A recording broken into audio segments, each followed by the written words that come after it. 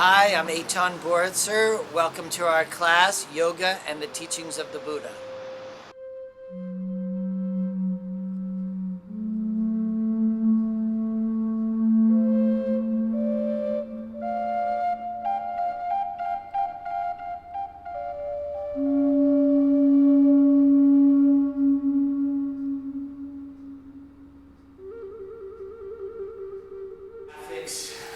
These are some of the discourses of the Buddha. The Buddha actually lived to be 80 years old, and he attained enlightenment at age 35. So he preached for about 45 years, and the discourses were recorded, first memorized, and then later written down. And it's purported that there's about 84,000. I don't know if anyone's ever counted them, etc. So these are some of them. This is the middle length discourses. These are the numerical discourses. These are the connected discourses. You have the long discourses. You have the Abhidhamma. So in the canon, the Buddha's canon, which means the scriptures, canon, as you might know, are the pillars of religious thought, or the canons, or the pillars of religious thought. So there are what is called the Tipitakas, which are the three baskets, literally, and the biggest basket are the suttas themselves, the discourses themselves, and then you have the Vinaya, which are the rules of the order, the 250 rules of the order, and then you have the Abhidhamma, which are called the higher teachings, which are more explications of the sutta themselves. So that's some of what you see here, all right? This took me about a year to read this little book here, because it's not easy going. You really have to contemplate what you're reading. And just by way of comparison, this is our New Testament, Old Testament, this is the Quran. And these are some of the texts that we'll be referring to in the yoga teachings, of course, the Bhagavad Gita, Patanjali's yoga aphorisms. Perhaps you know the Hatha Yoga Pradipika. So you've studied, there's some teachers here, I presume, so you've studied that, and the Upanishads. So we'll talk about all of this as we go along. So historically, where we start is the Buddha's birth is put at 563 before the Common Era. So it's called now BCE. Remember how it used to be called BC, AD? Well, now it's BCE before the Common Era and CE Common Era. 563 to 483 BCE. And prior to, about 1,500 years prior to the Buddha's birth, Siddhartha Gautama, as he's known at birth, there was an invasion from Northern Europe, which the peoples are now called the Aryan people, which means noble ones. And it's presumed that they came from Northern Europe, the Scandinavians, the English, the Dutch, the Germans, those tribes and those peoples of that time. And there seems to have been a migration and a conquest route that went eastward over through Iran and down into what is now Afghanistan, Pakistan, into what is called the Indus River Valley. And that's where, in fact, the word Hindu comes from. The Indus River is where the word Hindu comes from. And as these invaders came in, they found a very established and very sophisticated civilization already established through this whole Indus River Valley.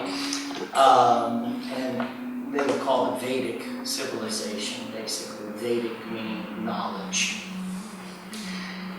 And there was intermingling, of course, of cultures, of the people. And so our language, the English language group, is called the Indo-European language group, because there are so many Sanskrit words actually in English. And as we go along, I'll try to point them out to you, but it's so amazing to me, especially as a wordsmith, as an author myself, and a person who's interested in writing and words, how many Sanskrit words really are in the English language.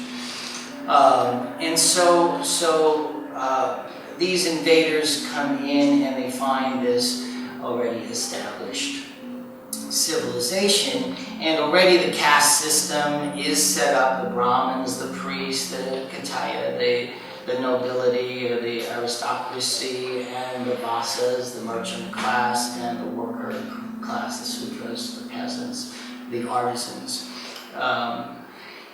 And at that time, there were very many different types of gods than we associate with Hinduism today. Basically, we associate the Vishnu, the Vaishnavites, and all of the worshippers of the various incarnations of Vishnu, which are the Krishna worshippers, and the Shivites, which are the worshippers of Shiva. But none of those gods were in existence at that time. The other gods that were being worshipped were especially Brahma as the creator, and Pajapati and Varuna and Suma, and all kinds of names that are really almost unfamiliar to modern Hindus as well. So to me, it's always interesting how gods come and go, if you notice that. You know, we had the Greek gods, the Egyptian gods, the Roman gods, the Inca gods, the Mayan gods. You know, and now we have this monotheistic God that's about almost 4,000 years old, the monotheistic God that is worshipped in the West, right? The Judeo-Christian Muslim God. So for me, I always think, well, what happens if we come back 1,000 years from now? Maybe there'll be an alien God, you know? The monotheistic God will have been displaced at that time. So they come and go. It's very interesting when you think about it. Because Krishna was not around, Vishnu was not around, Rama was not around, and all their consorts, you know, Parvati and etc., they were not around at that time. So what happens is, you know, we're used to, if you want to go to the monotheistic God, whatever you call him or it or she, okay, and you're supplicating to God in some way. Now we can go anywhere and freely walk into a church or a temple and sit and worship and pray, or we can do it just on our meditation cushion however we want. But that was not the case at that time. You had to go through the middleman, the Brahmin, and pay large sums of money or cattle or trade barter to supplicate Brahma for the things that people supplicate God for, you know, fertility, crops, good relations, financial, etc., all the things that people pray to now, they were praying for 2,500 years ago, which is a speck of time. Right now, they've expanded what they think is the length of the Big Bang. You know, it used to be 3 billion. I don't know if you saw it was on the front page. They've revised that. Now it's 3.8 billion. Okay? That's another 800 billion years. So in order to supplicate Brahma or any of the other gods, you would have to go and they would do various incantations and spells, and this is really what the Vedas are based on. The Sama Veda, the Yajur Veda, the Atharva Veda, the Sama Veda, the 4 Vedas, as they're known, are these long incantations and supplications and praises to the gods, and these sacrifices could take a year. Even they just didn't go in and have a cookie sacrifice there. You know, there were animal sacrifices, etc., and long ritualistic rites and ceremonies. And the invasion through the Aryans shook up this whole societal structure that was in place then, and people started to want to have a direct relationship with God, basically, and not have the Brahmins in between the relationship with God. And so how is one to do sacrifices or to perform sacrifices? Because that was the only way that you could get the God's attention, I guess.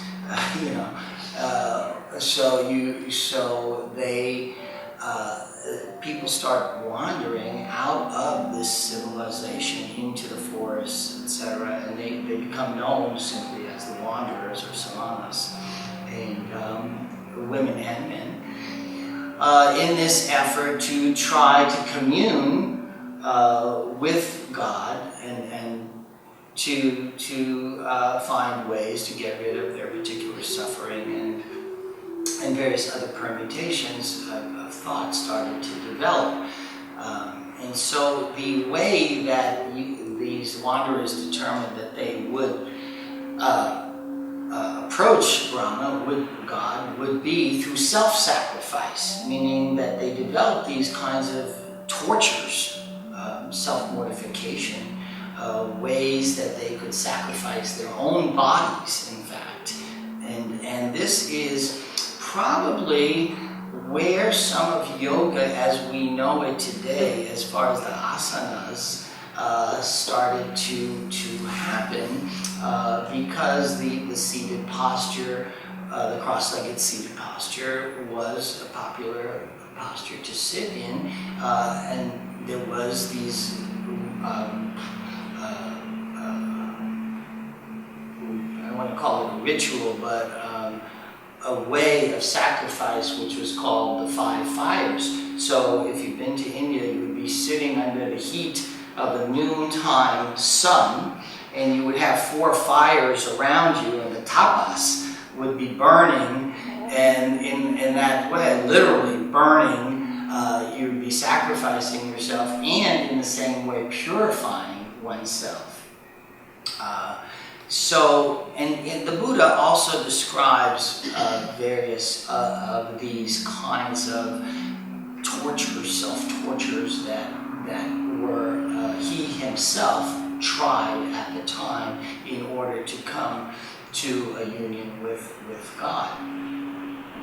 And so developed this kind of exercises, and at that about 500 years before the Buddha's birth, then the movement called the Jains started, which we call Jains, okay, in English, but Jains, which means victorious ones.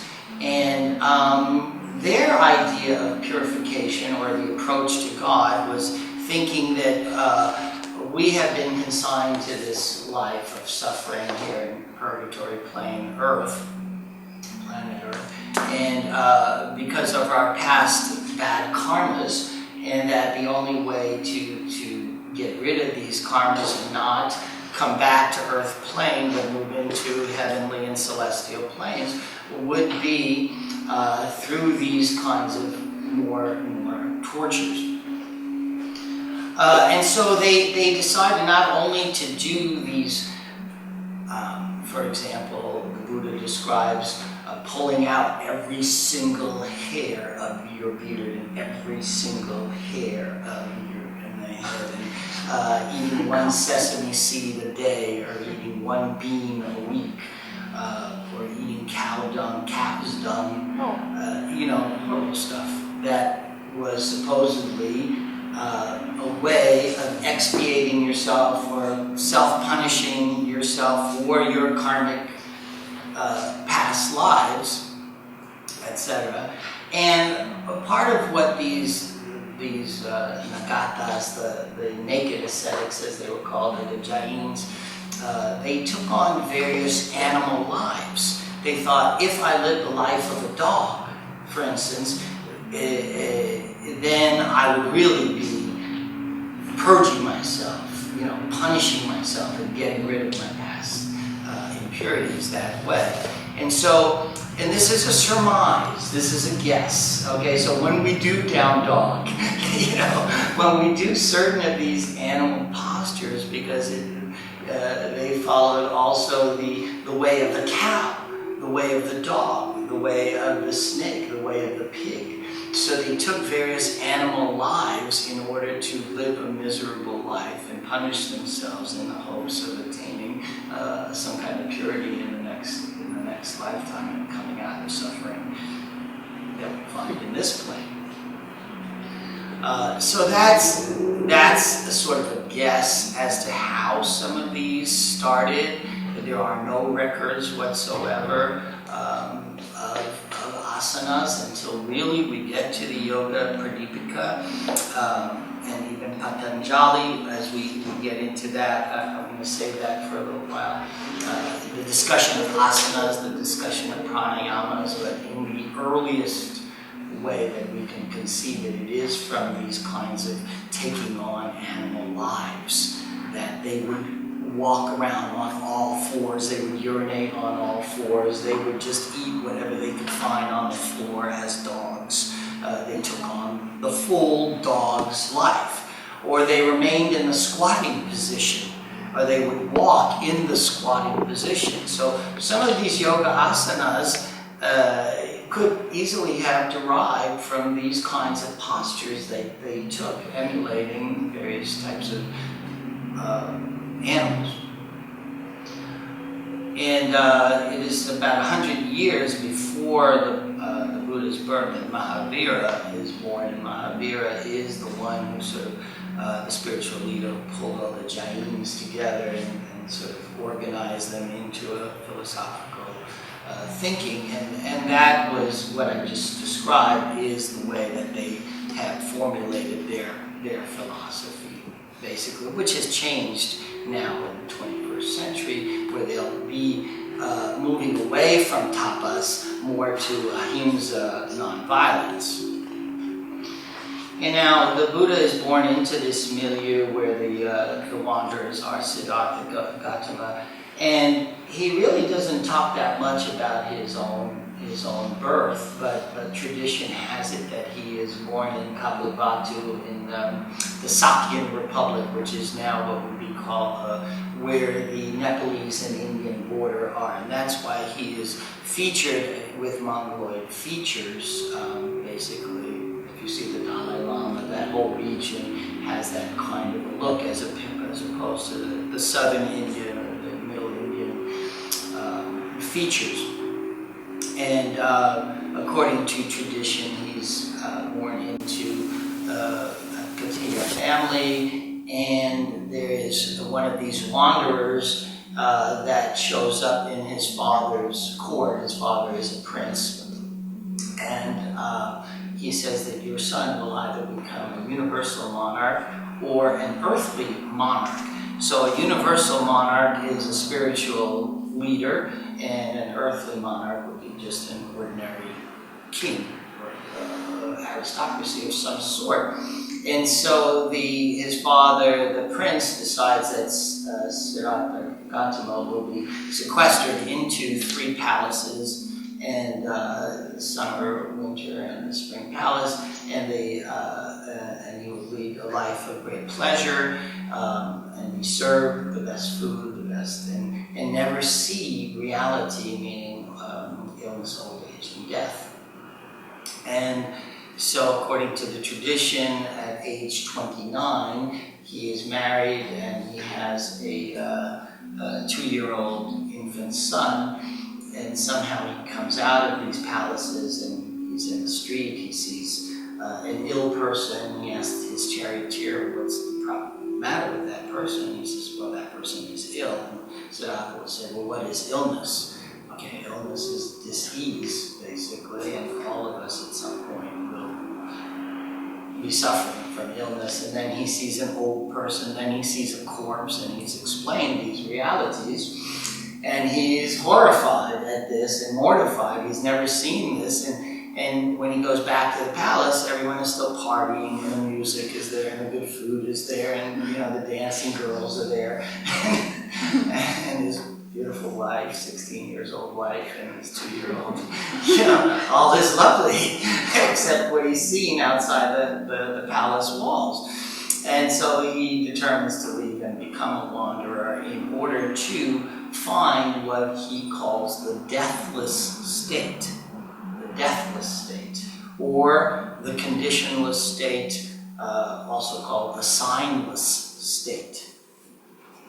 And he joins the wanderers, and he's performing these kinds of self-mortification. He has 2 teachers, Alarma Kalarna and Udeka Ramaputta, and these are 2 teachers that teach him high states of meditation and absorption, but he feels with the first teacher and then the second teacher that they have not led him to the deathless state.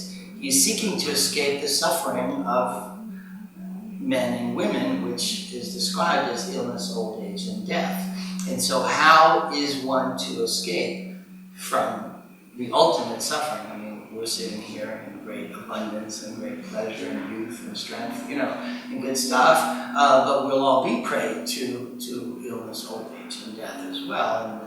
And when he describes suffering in the Four Noble Truths, I mean, that's one of the definitions of suffering, which we'll go into as well. But he does not attain the deathless state, though he has high states of absorption, or jnana, as it's called. Jnana is spelled in different ways. It could be, the pronunciation is N-A-N with a tilde over the N-A. Jnana. Difficult word. But then it's spelled in English sometimes J-H-A-N-A, which becomes jhana. People pronounce it jhana. And after the Buddha's death, then when and jhana comes to mean absorption, but I'll go back in a minute.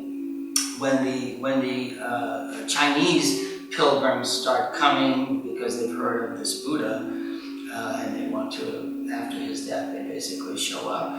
They change jhana, or jnana, they pronounce it jhana, and then it becomes chan, and then when it gets to Japan, it becomes zen. So etymologically, that's interesting how that goes back. And jnana really means it's from the nouns in Sanskrit are created out of verbs. So jnana means to come close to. So if it's been defined as knowledge, but the ultimate knowledge is to come close to something. If I want to know you, Maria, I'm going to come closer and closer and closer to you until I'm finally absorbed into you. Then I will really know you. That's the full. So that's how it becomes absorption, knowledge, but literally means to come close to something. And so in the Buddhist teaching, knowledge is really the foundation of everything. To come out of ignorance, to come to knowledge, where he repeats in Pali, Yata Bhuta Jana Dasana, which means to see and to know things as they are. This idea of knowledge, to know things as they are at the deepest level. And Buddha actually means a knower. One who knows is what literally a Buddha means. And the Bodhi tree is the tree of knowledge. And it's interesting to me, if you go back, we're in the Judeo-Christian world here, if you go back to Genesis and you read the story of Genesis, you're nodding like you know what I'm about to say.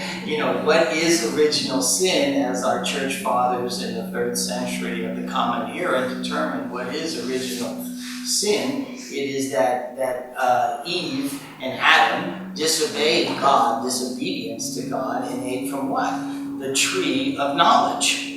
So everything in the West is proscribed, eschewed, knowledge, no. Obedience over knowledge. And in the Buddha's teaching, everything is about knowledge, not about obedience. And if you, just to go a little divert, if you read the passage where the serpent is talking to Eve, and it's interesting, we might go back tonight and reread it to see if I was accurate, but the way it's translated in English, the serpent says, do you know why God has forbidden you? He's asking Eve to eat from the tree of knowledge. It's actually the tree of knowledge of good and evil. And she doesn't know. And he says, it is because then you will have wisdom and be like him. Then you will have wisdom and be like him. So we don't want that. That takes the power out of the church, out of the authorities, okay? And you must just be obedient. That's one interpretation. I mean, the Talmudists and the various interpreters and the commentators, but that is probably the most superficial interpretation. If you believe a serpent Okay, that's why God doesn't want you to eat from the tree of knowledge. But anyway, whatever the reason is, God, the Judeo-Christian God has decided no knowledge, no eating from no fruit of knowledge, where it's completely different. Everything is about knowledge, jnana, and the deepest, deepest, deepest knowledge, knowing things as they really are. Okay?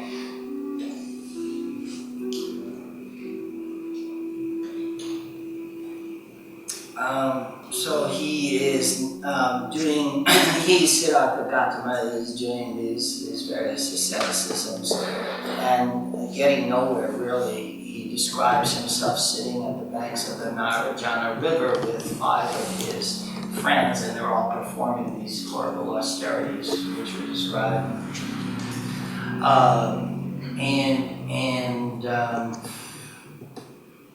He says, my eyes were black, all my hair had been pulled out of my head and my beard, and the skin of my torso was sticking to the back ribs, to my back ribs. He was not in good shape, And while he was sitting there, a thought arose to him.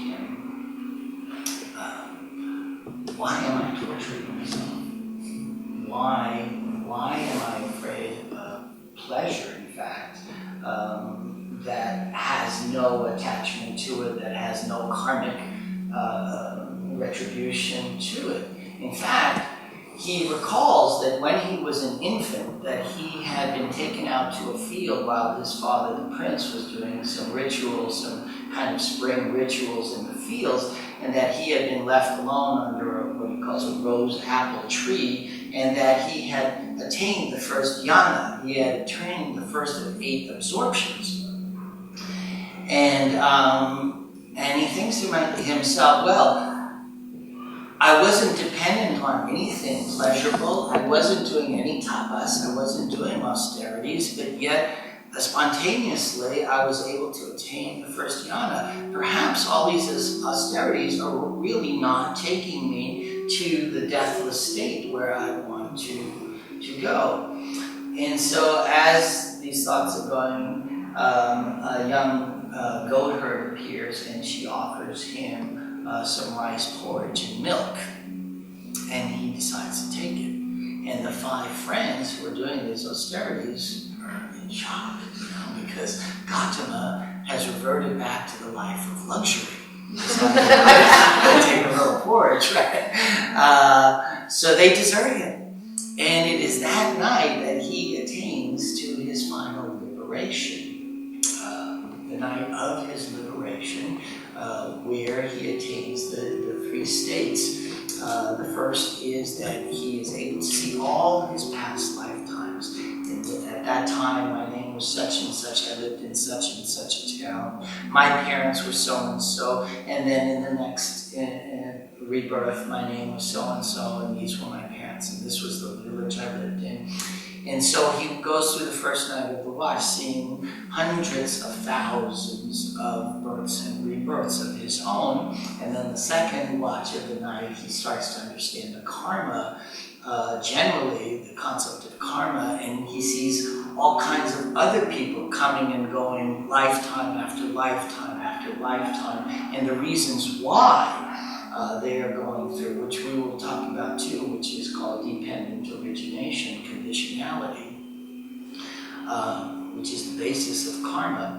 And then in the third watch of the night is the destruction of what is called the asavas. The destruction of the asavas are the floods, as they're sometimes translated, or sometimes translated as distillation, but there are 3, or taints. And there are 3 asavas that he destroys. The first is called kama, which is sensuality. And sensuality should not be confused with sexuality. Sensuality is everything connected with the 6 senses. And in Buddhist thought, the 6th sense is the mind, because we have pleasure or pain through the 6 senses. And the mind, of course, is a great pleasure center or pain center as well. So he destroys, eradicates, obliterates sensuality. He destroys bhavana, which means becoming, meaning, or to reverse it in English, coming to be, the state of evolution, the state of moving through these various births and rebirths. And then finally he destroys ignorance itself, which is the base of causality and dependent origination. He destroys avidya itself. And there is a refrain that he uses, which is used by the monks and the nuns as well. When one attains into the deathless state, that one says, birth has been destroyed, the holy life has been lived, what had to be done was done, excuse me, there is no more after this. So that's the refrain you do hear over and over again in there. Birth is destroyed, it means there's no rebirth. One is off the cycle. One is in the deathless state, meaning that there is no return from the deathless state, the conditionless state. The holy life has been lived, and what had to be done, had to be done. There is nothing beyond this. And so he attains the deathless state, and death is ruled by Mara. There is a state or a place, maybe not this dimension, we don't know where it is exactly, but there is a dimension that is beyond what we see and do here, and there is a ruler of the death state called Mara, and also Mara is also known as Yama, which we find in Patanjali, yamas and niyamas, which means control, basically how it's been translated. But Yama is the lord of death, in fact. And Mara appears immediately after the Buddha attains enlightenment to the Buddha, and he says, well, you've done it, good sir. You've attained the deathless state. So why don't you come and visit me? Why don't you come to death now? There's nothing else for you to do. And the Buddha understands, now he's the Buddha, that if he is to enter the state of death, or Mara's dominion, or Mara's dimension, that he would be again subjected to rebirth. Death means rebirth, basically. And that is the tempter in the story of Jesus, too. Remember when Shaitan, Satan as we call him, tempts Jesus saying, look at all these worldly goods that you can have. That is basically the trap to keep him in the cycle of birth and rebirth as well, which means suffering. So in that sense that one becomes a Jain means a victorious one, or Arhat means a foe conqueror. He attains the foe conqueror. Who is the foe? Death is the foe. Death is suffering. And if one can conquer death, one has conquered suffering, in fact. And the Mara and his daughters, and there are minor Maras that show up, even presenting themselves to some of the disciples who also attain the death state. And so at that point, the Buddha wanders up to Bodh Gaya, and he's traveling and he's sitting under a tree. It's probably not that tree at Bodh Gaya that everybody goes to pilgrimage for, but because all the samanas, all these wanderers found a tree to sit under and meditate under. That was their lodging, basically. And but as he's in this state, he's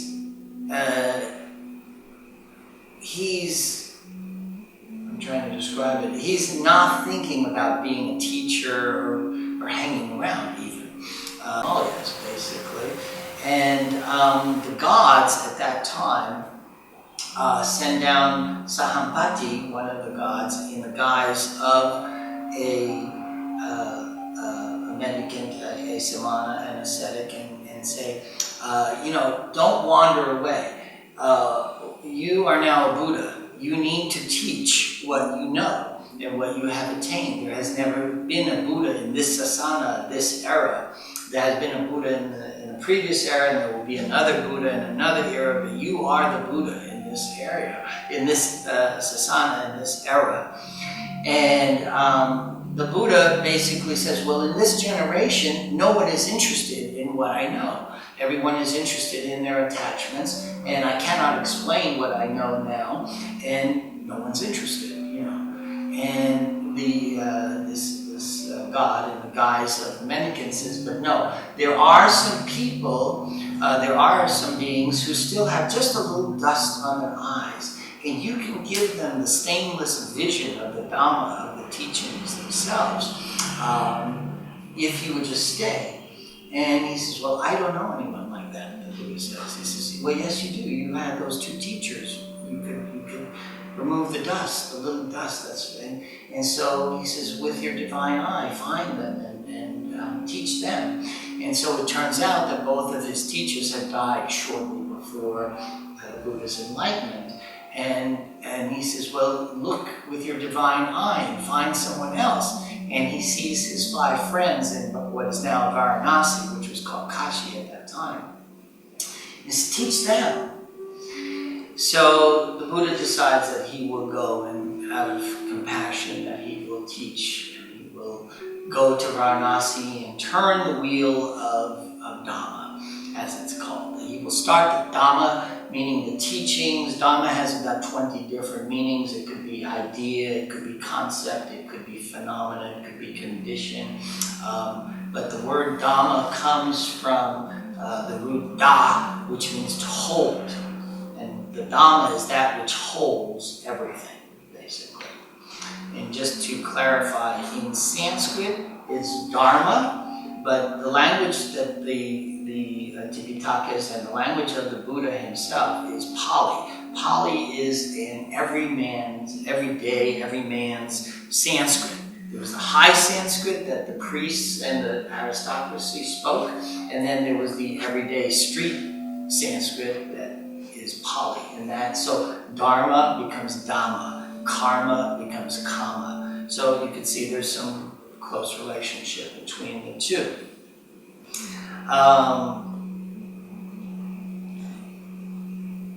So he goes to Varanasi, and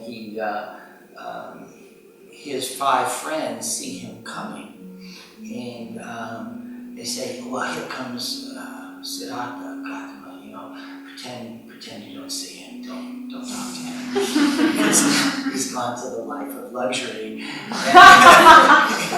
And when he shows up, I mean, it's very interesting because there are narratives, a lot of narrative. So you get to see the social, political, cultural life of his times as well as all the teachings that are in the suttas. Sutta is where the word sutra comes from, stitching. And that's basically what a sutta is the stitchings of the teachings themselves. So they became known as the discourses or the teachings. But of course, as he approaches, they lose their will to disregard him, and they bring him a chair, and they bring him some water, and etc. And they say to him, so, tell us, friend, what have you learned? You know? And he says, don't call me friend anymore. He says, call me the Tathagata. Now, Tathagata means one who has come from that, one who has thus come. And some of you have been to India or not, but you know, there are swamis in India, there are babas, there are even people who call themselves bhagavans or avatars, even, you know, avatars like Jesus Christ, you know, come to a messianic person who's come to save the world. And there have been a few people calling themselves avatars, but no one will call themselves a Tathagata. Only the Buddha called himself a Tathagata. He said, call me this. You know, they were shocked that he was saying that. And he said, I will teach you now. And what is called turning the wheel of Dhamma happened. The wheel of the teaching started with those 5, and they attained enlightenment through his teachings. And And that's how the teachings of the Buddha really started. And then, as I said, for 45 years after that, he taught. And there was a little happy ending with the wife and the child, because he goes back to Kapilavatthu, and his mom, well, it's not his mom, it's his aunt who raised him. His mom dies at birth, and his wife, they follow him, and they start the Order of the Nuns, and Rahula, his son, follows him and becomes an enlightened monk also. So in those terms, it's a happy ending. Maybe not romantic, but in religious terms.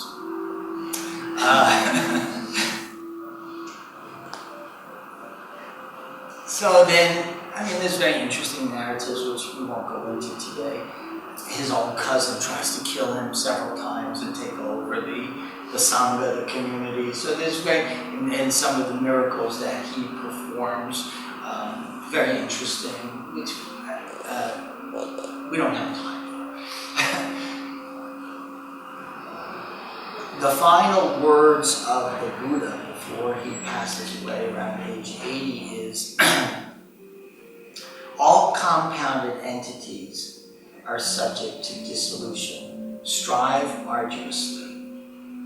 All compounded entities are subject to dissolution. Strive arduously. That's the way it's been translated. In the Pali, it's a little more direct and simple. It's all that is subject to origination or rising is subject to passing away. Okay, and that is the foundation, you could say. That's his last words. Strive arduously are his last words. But that phrase is reputed to be his last words. So we're going to move forward. Then chronologically, there's a convocation, a council where the suttas are laid down and codified, and the Vinaya, the rules of the order, the precepts, the 5 precepts, and the 250 total precepts are set down, and then starts to be the division of the original teachings, which you might have heard Mahayana teachings and Theravada teachings. Theravada means the teachings of the elders, the way of the elders, and the Mahayana is the greater vehicle. And so when we start to talk about Tibetan Buddhism, and we start to talk about Zen, or all the permutations of Buddhism, you're really talking about Mahayana Buddhism, whereas the Theravada, the oldest traditions, have been maintained in what is now Myanmar, in Vietnam, in Thailand, in these areas of Sri Lanka. That's where the oldest teachings, the most orthodox teachings, have been preserved. So it should be interesting to you to know that Tibetan Buddhism actually starts around the 7th century of the Common Era, which is about 12 centuries after the death of the Buddha. So there's all kinds of these permutations, but of course today you see the various faces of Buddhism, especially the Dalai Lama, and you see these different faces. And this is partially why I started to study this in depth through these Vipassana courses, which I put in your folders, which are these 10-day intense meditation, silent meditation course. You go for 10 days, and there's centers all around the world. There's 2 of them here in California. You get to really get into the Theravada way, which is the original teachings of the Buddha, rather than the Tibetan, which is based on Buddhism, but has the Bon religion, the nativistic religion of Tibet, also commingled in with it, and there are Buddhist gods that are related in the Tibetan, which are nowhere in the original teachings of the Buddha, etc. And most people don't even know who the Dalai Lama is. When we say he's the 14th Dalai Lama, okay, well, who was the 13th? Who was the 12th? In fact, who was the first Dalai Lama? Right? And when I was listening to the Dalai Lama, and even listening to Mr. Goenka, who's the teacher of meditation in these Vipassana courses, I think I understand it, but it doesn't fit together, and that's what embarked me to really start on my own to try to put the architecture together itself. So just to answer that question myself, the Dalai Lama is the the 14th incarnation of Avalokitesvara, who according to Tibetan Buddhism is the god of compassion. And that's why he's always talking about compassion. And the Buddha does talk about compassion, but compassion is kind of a byproduct in the original Buddhist teachings. So we'll get to that.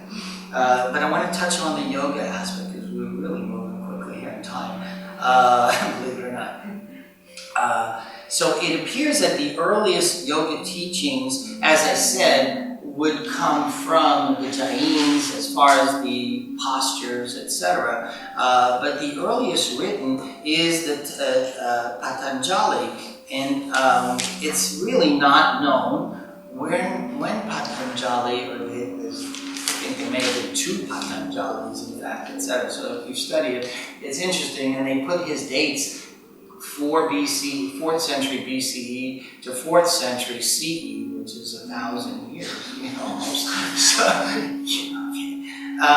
So, but of course it has its value. And I don't want to review it too much, but it's called Ashtanga, meaning the 8 limbs.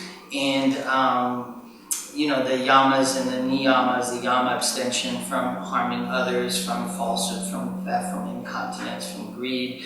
The niyamas, which are the observances of purity, contentment, mortification, study and devotion to God.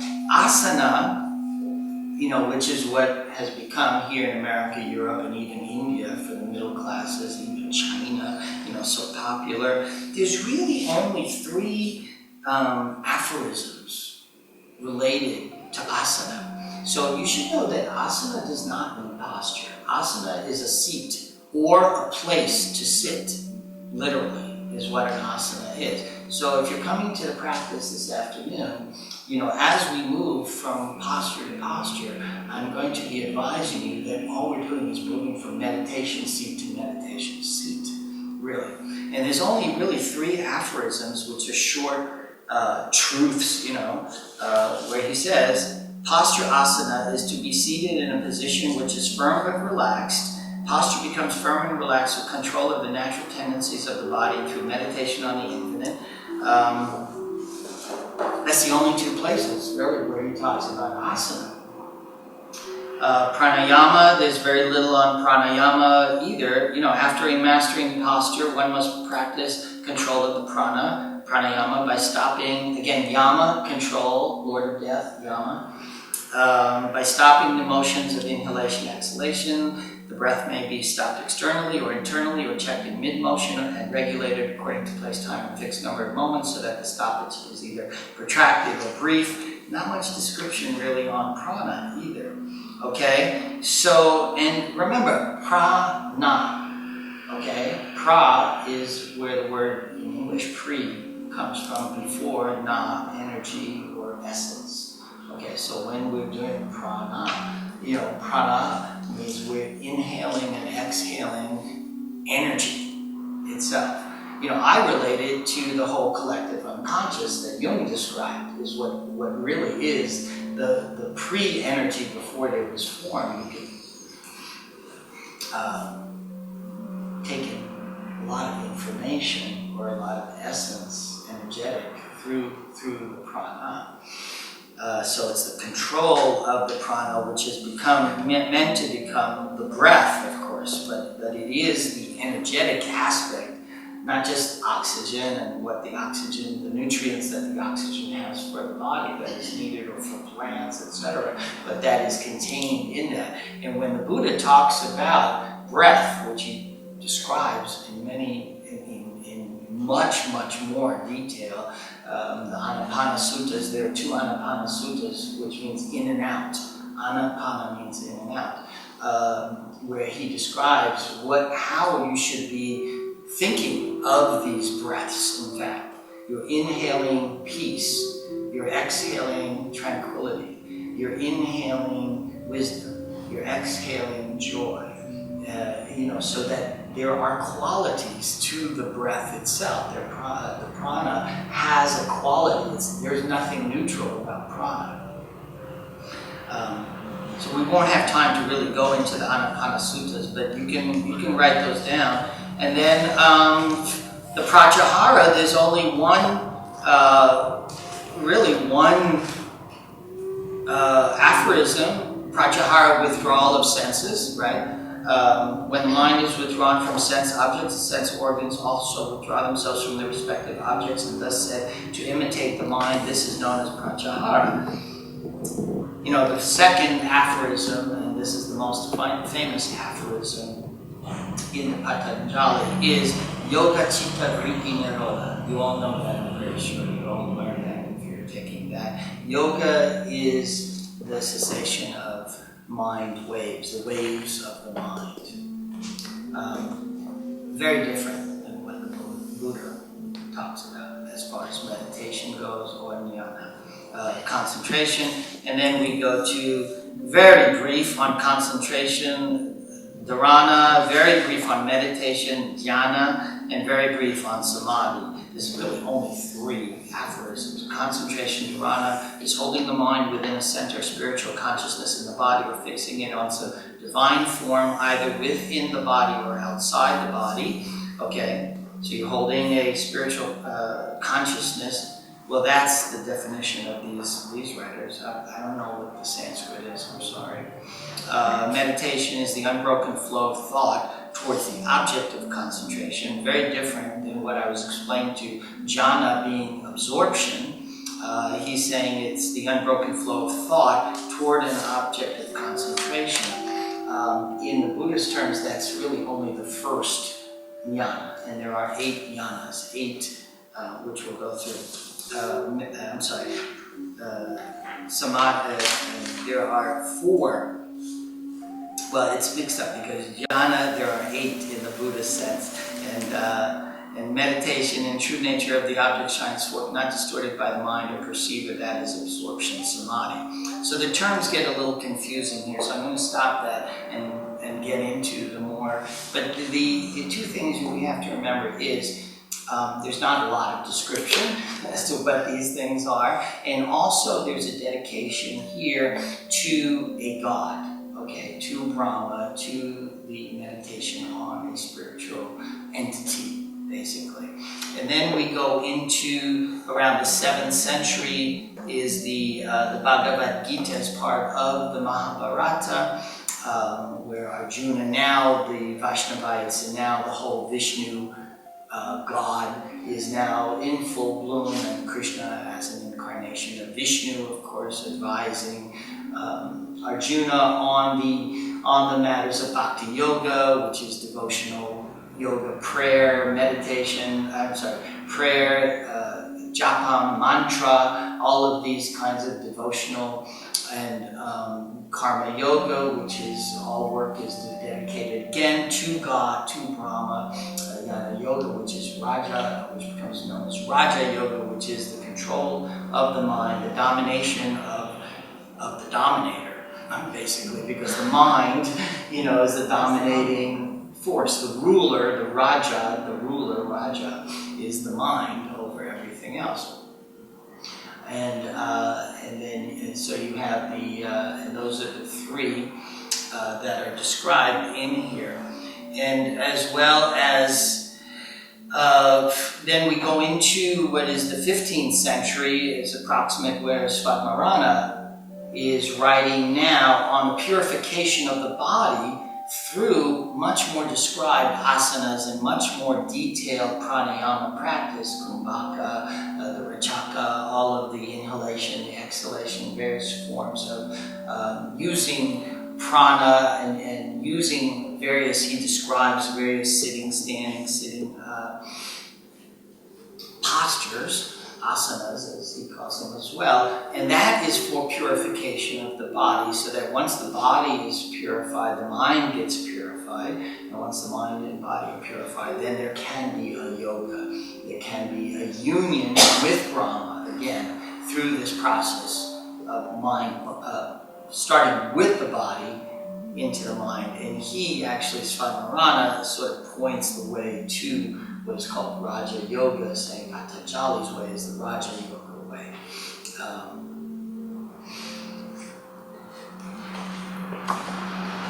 I didn't mention the Upanishads. I want to go back for a second to the Upanishads, because these were formulated about 500 years before the Buddha's birth as the Brahmins, as kind of the fifth Vedic book, is kind of an add-on, apocrypha as it's called in Christian, that where they have tried to co-opt the movement of the wanderers and codify it themselves to again become agents. And that talks quite a lot about the union of Atman, that Brahman is all, Brahman is the creator, God is the creator, and therefore we humans are part of his creation, so there is a part of Brahman in us, and that part, which in the West we call soul, becomes known as Atman, and that there is the goal is to have a union between Brahman and myself through the Atman, the soul itself. So, in very brief, I've laid out, some of the yoga teachings, and now to go back to the Buddhist teachings, because the Buddha was a radical, and there's a complete difference between Buddhism and Hinduism, as it's practiced now, and as it was described in yoga, being union of Atman and Brahman. And this is where, maybe you've heard of the Kumbh Mela, every 12 years there's an auspicious astrological time in the Indian astrology where 10 million people go to the confluence of the Varuna, the Ganga, and the Yamuna rivers, and do these pujas and purifications in the waters, which are filthy. I've been there. It's horrible.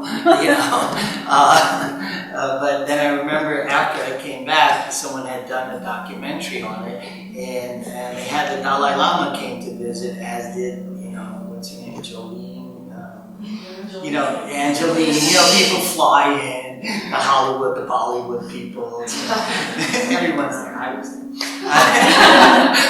Just for a day, I didn't stay there full, it's a few weeks actually, but it's pretty insane, and you see, these yogis, these old style sadhus who still do live in the forest and are naked and are crazy and smoking Ganga, and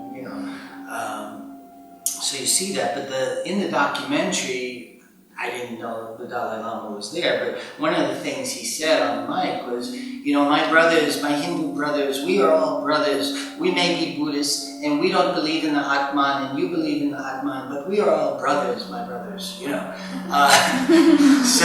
So in the sense that is one of the most profound differences between the teachings of the Buddha and the yoga teachings or the later Vedic teachings of the Upanishads, is that the Buddha has completely destroyed Atman theory and belief in Atman, meaning a soul or a foundational self. Okay, and if I did a talk here at the Dharma Bum's temple down the street from here called Buddha's Refutation of Soul Theory, in 62 different arguments in the sutta called the Brahmajala Sutta, which means the discourse on the great net. He puts together 62 theories, Atman theories, okay, that were propounded during that time, during his time, by the Brahmins.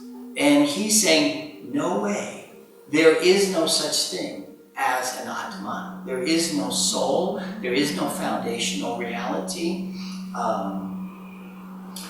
And the refutations are, I can go a little bit into them. There's 5 bases. One is that the soul is eternal, that the soul is born and reborn and born and reborn, etc., etc. And he refutes that, saying that if that were so, there would be no morality.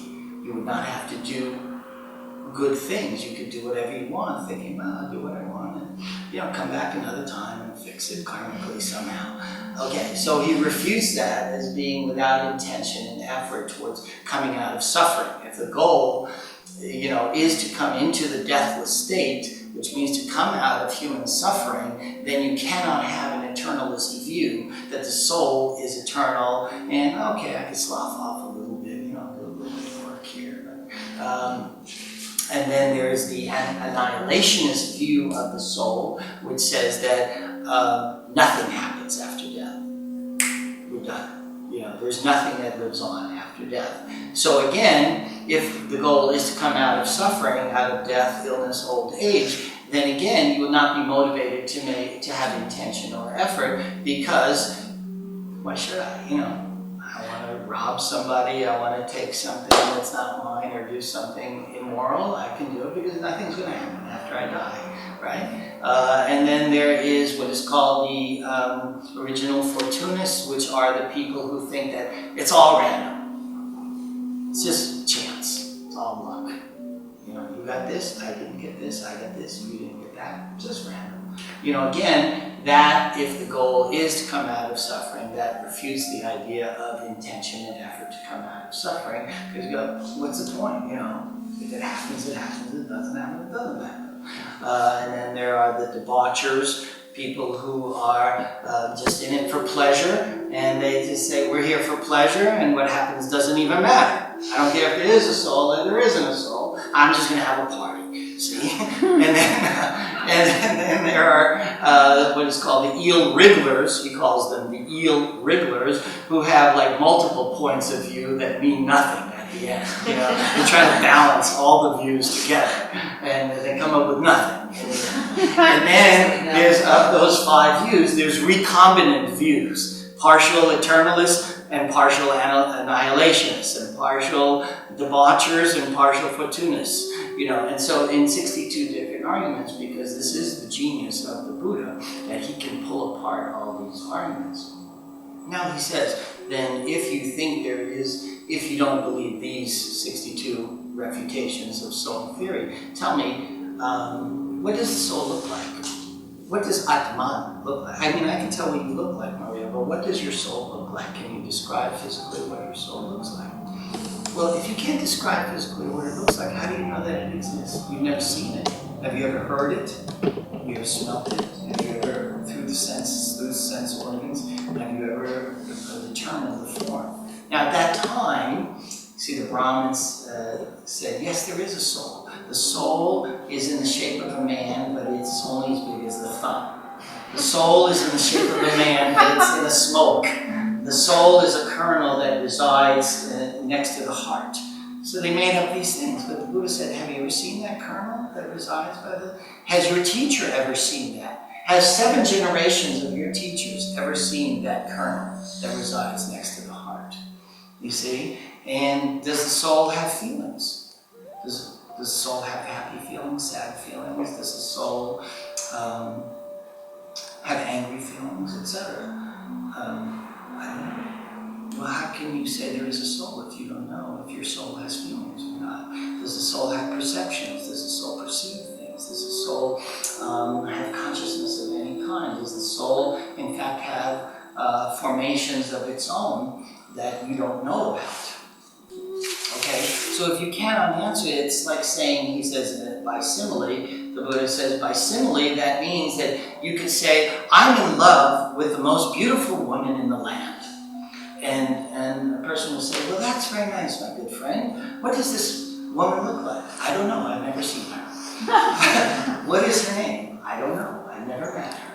Where does she live? I have no idea. Who are her parents? I don't know. But I'm in love with her. You see? So it has no reason to it that you would say there is a soul. So produce a soul for me. And in a Socratic way, he was unbeatable in debate. And that disturbed a lot of the Brahmins and the Samanas of that time because they were dependent on the kings and they were dependent on the nobility and the priests were also dependent based on their philosophical and religious sway over the people who had the resources, who could provide them with parks to live in and food to eat and clothing, etc. And they would only give the money and the resources to the religious leader who made the most sense, who swayed them the most, who absorbed them the most. And none of them could argue with the Buddha. None of them could win a debate with the Buddha, and so they started losing money. They started losing their security. So he caused a lot of problems, in the same way that Jesus caused a lot of problems for others who were supposedly co-religionists, but were not, in fact. So that is one huge important difference between the Buddha. And now, when he talks about the self, and the Buddha spends a lot of time talking about the self, he talks about the 5 aggregates, which are called the skandhas. So first he's very derisive about what is the self. Well, he says, the self is so insubstantial that it's like a bubble on the foam of a wave in the middle of the ocean. This thing that you call self, Atman or Atta, individual, that's how insubstantial this thing is. But anyway, I'll tell you what the self is comprised of. The self is comprised in 5 aggregates, 5 groupings, okay, of the physical self, which is comprised of the 4 great elements: earth element, water element, fire element, air element. And these should be seen not just as physical realities, but they should be seen as energetic realities too. So anything that is hard in the body, like the bones, let's say, should be seen as also as obstinacy, stubbornness, firmness, determination. So it could be both positive and negative, right? Whatever is hard can manifest in a negative way, or it can manifest in a positive way as well. The water element, all the liquids, we know liquids are about 70% of the body, the various liquids of the body. So he's very, anatomical, the Buddha, and that's why a lot of people are interested, because there's a contemporary aspect to the Buddha, saying, yeah, what is the self? It's very analytical thing. And so we know it's not earth literally, but there are hard elements, there are liquid elements, there are air elements in the body, the fire element itself, which is, our bodies right now, if you recall, are 98 degrees hot. It's extremely hot in here. We'd be very uncomfortable if it was 98 degrees in this studio right now. So heat element, the acids that fevers, all kinds of heat that is in the body. And it's important to understand this when we get into his definitions of meditation, which are in the Satipatthana Sutta, which I gave you. So you can, after, read in more detail what I'm giving you now. So the physical form, and then there are the 4 more formless, what he calls formless or energetic aspects of the self. There are what is called the feelings, the Vedanas, external feelings, internal feelings, which I describe when we do our yoga class to you, which we'll be working on in the actual practice. So we've all had feelings on the skin organ, let's say heat, cold, wetness, hardness, softness, dryness. We've all had various types of sensations on the body, and sensations could be objects of the ears. You're hearing the Mozart, we like Mozart, we hate punk. We have these different attractions and aversions to the various sensations on the body, and then all the sensations in the body that we've had, pleasurable and unpleasurable sensations, headaches, stomach aches, sexual pleasure, hunger, sore throat. We've had all kinds of internal sensations. So the sensations of the second group. The third group is what is called the perceptions.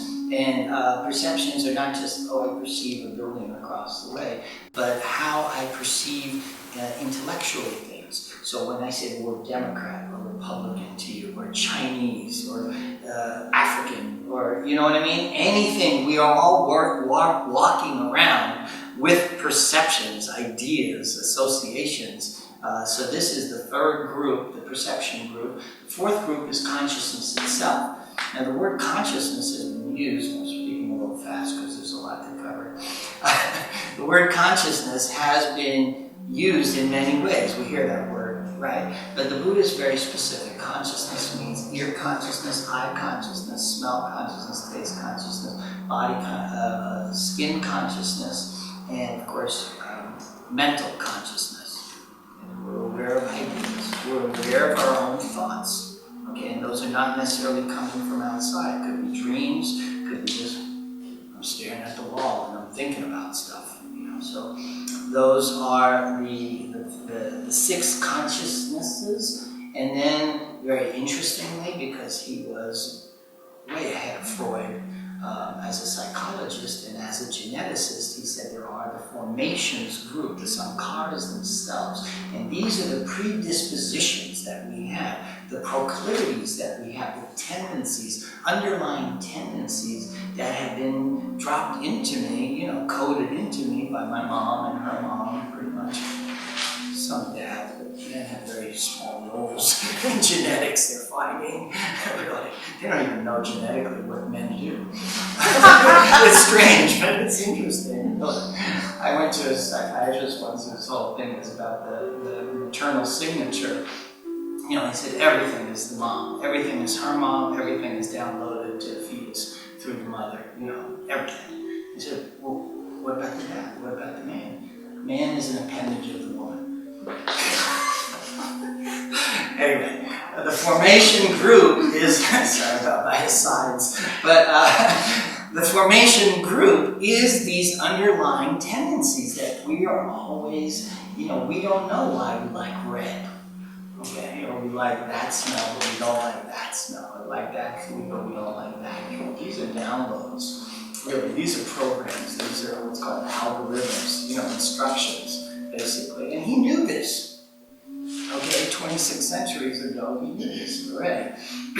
And when we go into a Vipassana course, and this is different than all other types of meditation, we are not trying to do mantra, we're not trying to silence the mind or control the mind the way these yogis are trying to control the thought waves of the mind, as a cessation of the thought waves of the mind through control, basically, or through various concentration types but through the process of awareness.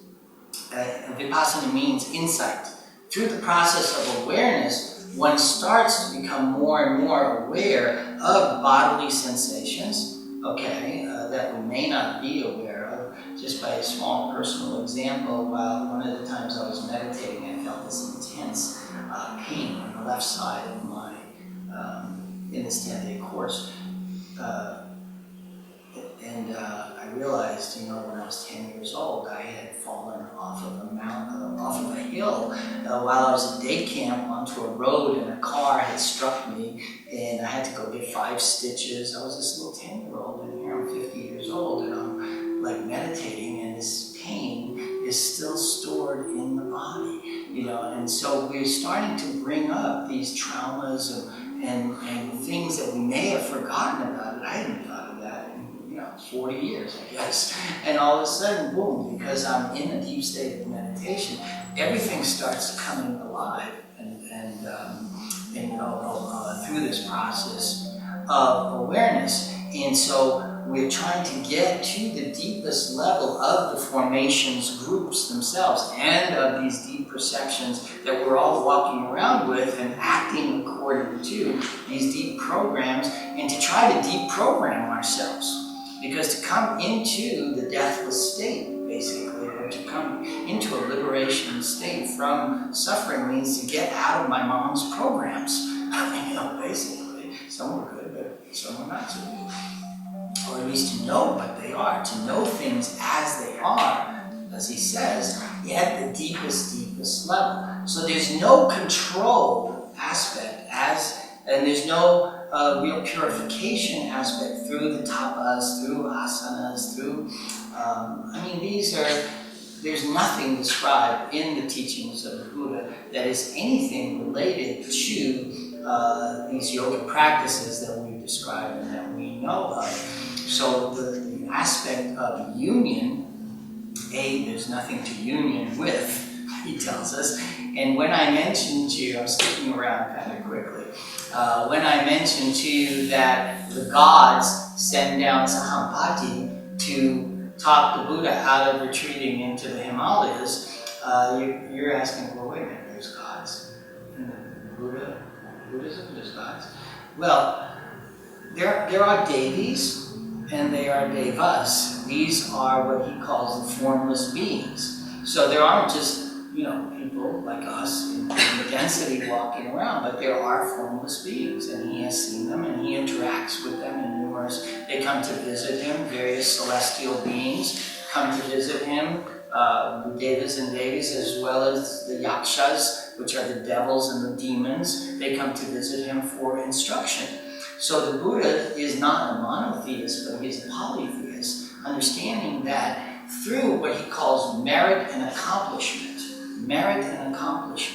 that one can get out of the human state, and that there is a place between the human state and the fully liberated state of an arhat, meaning a foe conqueror, one who conquers death and does not need to come back. There are 4 stages that he describes. There is the stream enterer, the Sotapanna, which he describes as one who has given up the view of Atman, that there is an intrinsic reality.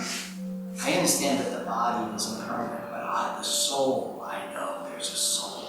So Sotapanna, one who is a stream enterer, the first stage of the 4 stages that the Buddha describes of someone on the path, is one who gives up this kind of what's called personality view, that there is an intrinsic reality, self, Atman, that gives up rites and rituals, which is what the whole Brahmanic, Vedic religion is about, rites and rituals, whether you're Jewish, Catholic, Greek, whatever you are, this aspect of doing Christmas, Easter, Passover's coming, etc.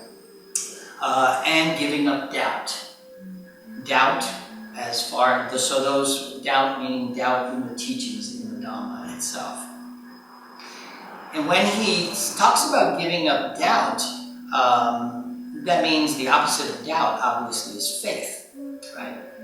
If you have faith, you don't have doubt. You can't have both. And so when you take refuge in the Buddha, in the Triple Gem, if you want to be a monk or a nun, you're taking refuge, meaning you're giving your full faith in the Triple Gem, meaning the Buddha, the Dhamma, and the Sangha itself.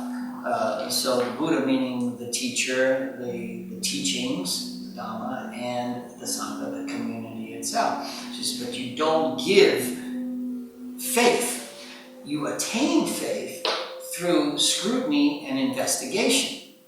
You scrutinize and investigate the teacher. Does the teacher abstain from killing? The first 5 precepts as described in the Vinaya. Does the teacher abstain from not taking what is not given?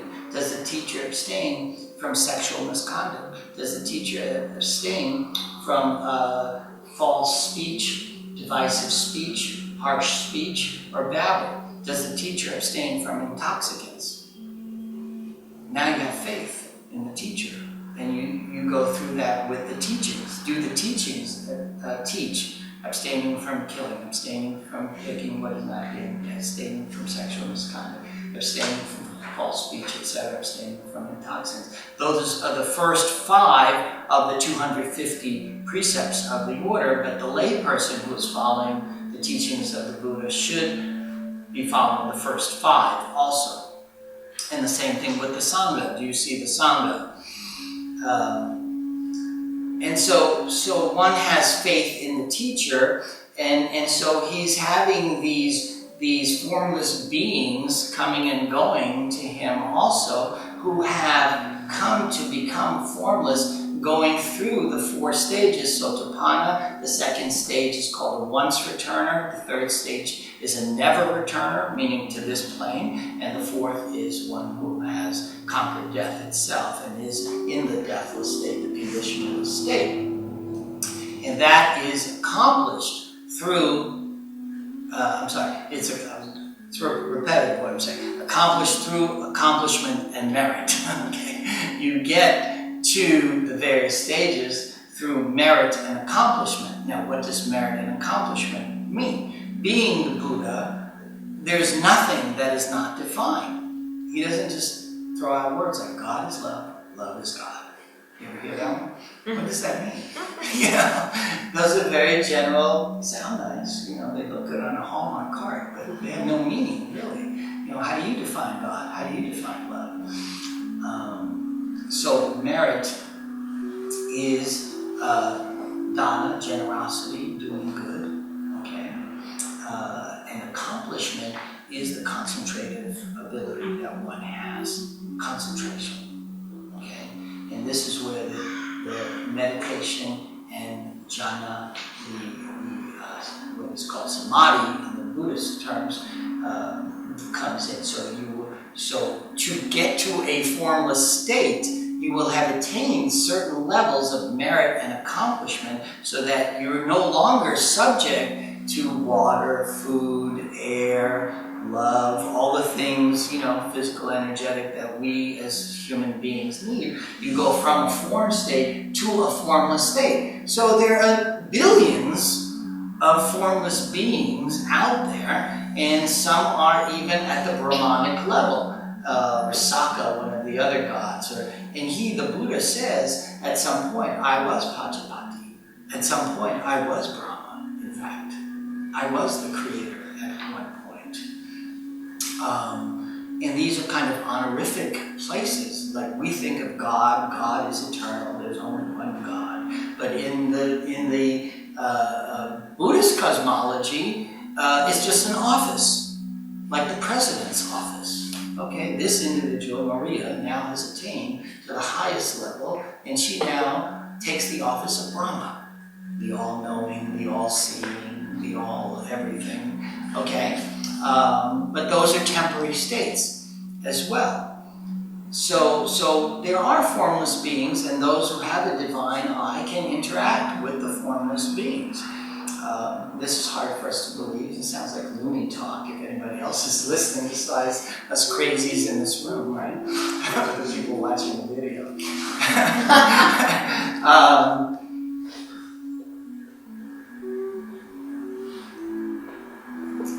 So, can't think where we were. Let's go back. I'm sorry? Can I ask a quick question? Yes. So just to go back to Yes. the meditation part Yes. and going to the deepest level of ourselves. Mm-hmm. Is meditation a form of bringing up the old wounds, the samskaras, and we burn them off in meditation? Okay, good. So let me answer that in a fuller way, okay? Because I have to go through exactly what you're asking. I just try to do it in an orderly way, and it's exactly the right question.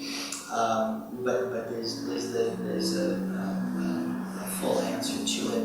Let me just go into what is called the three laksanas, which are the three marks of existence that the Buddha, or the three characteristics of existence that the Buddha describes.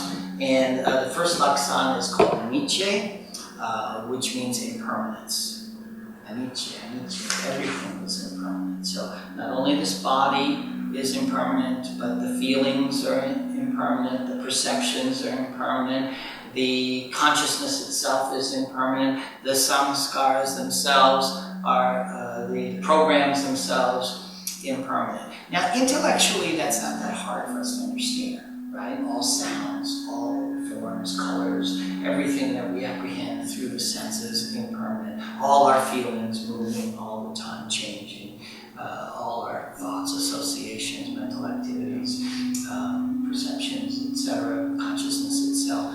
So what I like is what Thich Nhat Hanh, who you know, of course, Thich Nhat Hanh says, it's not easy, it's not hard to understand anicca, it's not hard to understand impermanence, but most people act as if they don't understand it, meaning that we're fixating on things and we're attaching to things that we know are impermanent. My wife, my kids, my car, mine. And there is no ownership. The Buddha says the only possession that one has is one's own karma, one's own actions. Kamasaka are one's own actions are one's only belongings, in fact, and they are your parents. Also, your karmas, your actions are your parents, they are your family, they are your progeny, and they are your destination. So what is it that is mine? Everything being impermanent, one doesn't own anything. So clinging or attaching, pada as it's called, is a characteristic of existence, but it's also a characteristic of suffering, which we'll get into immediately now. All right, so that's the first, and we all know this, but we act like we don't know it. This is mine. Yeah, I know it's not going to be mine, but I'm just going to hold on to it anyway. I don't know if you remember Milarepa, the famous Tibetan yogi. Anyway, he had 7 sons, and he was a great teacher and had many disciples, and he had 7 sons as well. And I think the youngest son died at one point, and he was crying, and he was grieving, he was distraught, he was lamenting, and his disciples were astonished. But good sir, you have always taught us everything is illusion, everything is impermanent. Excuse me, everything is illusion. He said, yes, but this was a great illusion. So you're still acting as if it's not an illusion, but you still know it's an illusion. So it's a very difficult, seems like an easy concept to grasp, but it's not an easy concept to live, is what Thich Nhat Hanh is saying as well. And the second mark of existence is, excuse me, anatta, which is meaning no self, literally. And that, of course, means no Atman. Atta is individual, Atman is literally man is mind, is where the word mind comes from. Brahman is the big mind, Atman is the small, the individual mind, and where the word man, M-A-N, comes from in the English language as well, is from mind. Mind.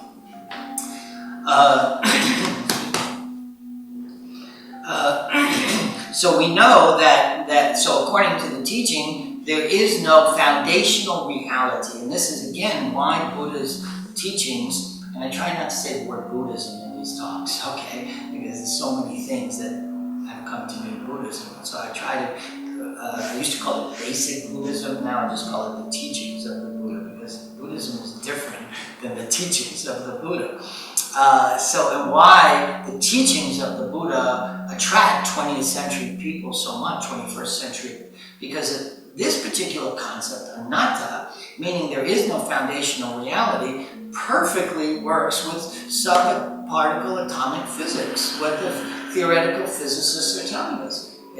First we thought there was an atom, and if you're not familiar, the word atom is a Greek word which means non-divisible. The Greek philosophers thought that they had found, the foundational, solid thing itself. Now we find out from high school there's an electron, a proton, and a neutron.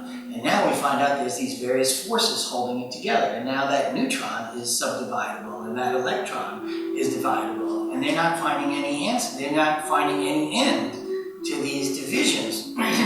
So they're giving them funny names now. They're giving them like flavors. Calling it, it's an orange, it's a strawberry, they don't even know what to call these things. They're not, or a muon, or these various funny names that they're giving them, because their understanding is like, you're in the quantum world, it's not like we're in the physical world anymore. The Buddha understood this. There is nothing, finally. Anatta, meaning no self. And we know this. You could smash this beautiful wood floor, which we now call a wood floor, and then it becomes just smashed up wood floor, which is just fibers and carbon and some liquid water in it, and then you subdivide the oxygen and you subdivide the water, molecules of this stuff. So he already knows that. So how can you say there is an Atman if everything is subdividable? There is no intrinsic reality. And this is anathema, of course, to Western religionists who want to save your soul. Well, here comes a guy that says there is no soul, well, there's nothing to save, and there's nothing in the kitty now. So I'm paying you to save my soul, see?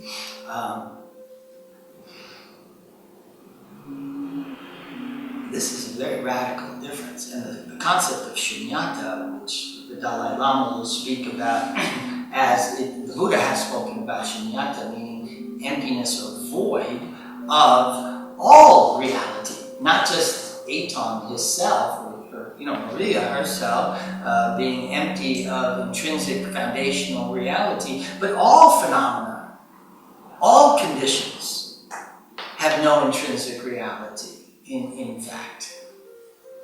And how can you really say that? Because if I hit my head on this, it's going to hurt. It's going to be real, right? And so the Buddha has an answer because he's the genius of the Buddha. And so he says, monks, if someone comes, if you're on the highway and a brigand or a highwayman comes and to rob you, and he has a wooden cudgel, as it's called in Old English, or a wooden stick, and he starts beating you on the head, if you understand anatta, shunyata, you understand that all of this is earth element meeting earth element. The wood stick is meeting the bone, earth element meaning earth element. That's all it is. If you start to get angry, or you start to hurt, or you start to feel, calling your mommy or calling for help or something, you have not understood my teachings. And in the same way, if the brigand comes and he starts drowning you, you're to understand water element is meeting water element. And if he throws you off the cliff, it's air element meening air element. If he burns you up, it's fire element meaning fire element. This is very difficult for us to understand, but we're talking about coming out of suffering in all of its ways. And of course, you're hitting my skull, you're killing me with that stick. So you're clinging on to pain, to death, to illness. You're still attached to those things. Easy to say, harder to live, right? Easy to grasp, maybe, or subtle to grasp. And the third laksana is dukkha, which means suffering. Okay? And so I'm going to try to do this in 18 minutes, but I know I can't. I hope you're okay. Stay a few more minutes. I hope my car's okay. Like the meter. So this is where we come towards your answer here. The Four Noble Truths are the description of suffering, origin of suffering, cessation of suffering, path to the cessation of suffering. Okay? What is suffering? He defines suffering. The Buddha was called the great physician, in fact. That was one of his AKAs, also known as the great physician, because you go to the doctor, you say, I have a migraine. The doctor will tell you, well, this is what a migraine is. Okay? So what is suffering? Suffering is, as I mentioned, old age, illness, and death. Suffering is not getting what you want and getting what you don't want. Suffering is not being with people you love. Suffering is being with people you don't love. Suffering is, it's very plain spoken on certain levels and very genius in a high level and subtle in other levels. And suffering, of course, is attachment to the five skandhas, to the five aggregates of the so-called self, or attachment to the self, not understanding no self, not understanding anicca, impermanence. And what is the cause of suffering, the origin of suffering, is desire for the things of the senses themselves. Okay, so you desire Mozart, but the opposite of that is aversion, so you don't want to hear punk music. So you're involved in this constant desire and aversion play of what I want and what I don't want. I like Ferraris, but I don't like Priuses. Okay, and, the visual or the conceptual, the perceptive aspects of what you like or don't like, but this is desire itself, is the cause of suffering. Now, I'm going to divert for a minute, when we go into dependent origination, which is what he understood in the second watch of the night, when he understood karma and all of the rebirths and happy destinations and unhappy destinations, as he called it, of the various people that he saw, he understood that, in fact, if one wanted to come out of death, one would have to understand the conditionalities, and this is what became known as dependent conditionality, or paticca samuppada, which means arising because of, or happening because of, which becomes known as dependent origination. And so what is the condition of death? In other words, if there is death, what is the cause of death? In fact, I don't mean the proximate immediate cause, you got hit by a car. Okay? The cause of death, he figures out, is birth. Something can't die if it did not have the condition of birth. And what is the condition that precedes birth? And that's a gestation itself, or the aspect of something becoming or evolving. And what is the condition that is dependent? Gestation is dependent on what other condition, and that condition is the condition of clinging. So even if a fetus has to cling to something in order for gestation to happen, and what is the determining condition prior to clinging, and that is desire itself. Okay, there has to be a desire for life, or desire for something, for that condition of clinging to happen. What is the condition of desire to happen is contact. You want that red Ferrari, you've got to sort of see it first, you know? So I have to make visual contact with that. Or, again, back to Mozart, I don't know why. But, that's my mom loved Mozart, I hear that Mozart, every time I hear Mozart, I love it, you know, I just feel so great. So, desire for the thing one has contacted, and what is it that contact is dependent on, what condition is contact dependent on? That is dependent on the six senses, okay? You cannot make contact with something visual if you don't have the eye sense, or the ear sense, or the skin sense. And what is the skin sense, the six senses dependent on what is called nama rupa. Nama rupa means mind body. So when we say namaste, you know, you're really pointing out to this essential mind quality, which is a yogic term more than a Hindu term. A Buddhist term, a Hindu term rather than the Buddhist term. You're acknowledging that essence, that energetic mind essence, by saying namaste. We get onto an Air India flight, they'll say namaskara, you know, the Hindi version of that. And so what is the nama rupa, which is really the mental physical reality that the senses cannot have senses if you don't have physical reality, physical mental reality. And what is that dependent on is consciousness. You have to have consciousness. You can have a person in a vegetative state, but without consciousness, there cannot be any other conditions, right? So you have consciousness, and what is consciousness dependent on? Consciousness is dependent on the sankharas themselves, on the programs. First there's the programs, then there's consciousness that arises out of the sankharas, and what is the sankharas dependent on? And that is ignorance itself. Avidya, ignorance of what? Ignorance of knowing things as they are. Knowledge is the opposite of ignorance. And knowing things as they are. That things are impermanent. There is no intrinsic reality. There is suffering. And so your question here should be, well, what is ignorance dependent on? Right? And so ignorance is dependent on the 5 hindrances. And what are the 5 hindrances dependent on? The 10 fetters. So this is the genius of the Buddha, that he describes all of this.